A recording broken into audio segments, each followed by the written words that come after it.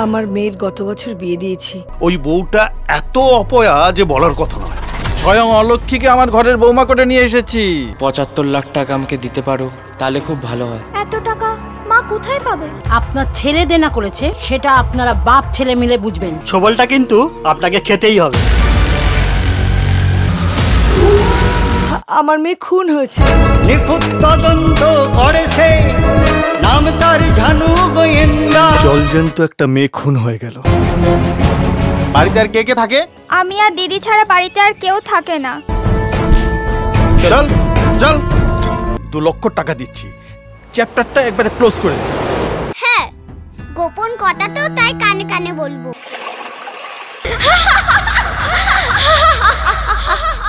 আমায় চিনতে পারছো না? ছানুবাবু, আপনি এভাবে ফাঁসাতে পারেন না। সেটা আমি প্রমাণ করে দিচ্ছি। দেখবেন ওর যেন ফাঁসি হয়।